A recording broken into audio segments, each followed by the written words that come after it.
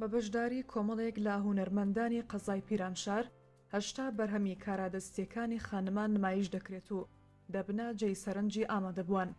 سێوەمی خولی پێشانگای گوڵان ئەو ساڵ 1402 بەڕێوە دەستێت کە بە بەشداری کۆمەڵێک لە هونەرمەندانی شاری پیرانشار و دەوروبەری بەڕێوە دەستێت کە بەخۆشیەوە زیاتر لە 8 بەرهەمی هونەرمەندان دەون پێشانگاییدا بەشدارن لە بەشی گرافیک و تەڕاحی و وێنە کێشان و کار لەسەر سۆفال و نەقاشیدا و زیاتر لە 100 کاری دیکەشمان هەیە کارەکانی دەستینەکە بە بەشداری هونەرمەندانی خانم بەڕێوە چووە و جگای خۆشحاڵژەوەیە کە زۆرینەی بەشداربووان و هونەرمەندانی ئەو پێشانگایە خانمەکان بوو.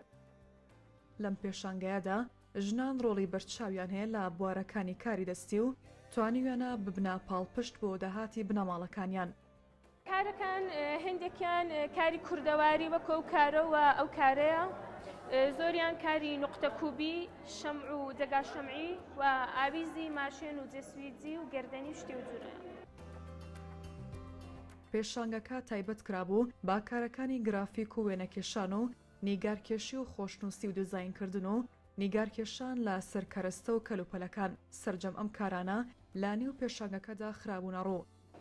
ماوەی چەند ساڵە کاری تەڕاحی و نەقاشی دەکەم لێرە لە مستەمع فەرهەنگی دەسلا هونەرجوومان هەیە، ئاموزش دەدەین بە بۆنەی هەفتەی معەلیم لە نەمایشگای ئاغای دێهنادا شیرکەتمان کردو و تقریبا 8 ئەسەری لێیە کە ئەمنیش بە چەند تکنیکان لەو نەمایشگاییدا شیرکەتم کردو. ژن لە جیاتی ئەوەی کە لە نێو ژوورێدا بێ لە نێو ماڵێدا بێ دەتوانێت بێ خۆی نیشان بدا بە کارێکی هونەری، بە کارێکی دەستی کە هونەرهای دەستی زۆرن دەتوانم بڵام ینی تاکوونێ دڵبی هەوێ هەیە کاری هونەری دەستی.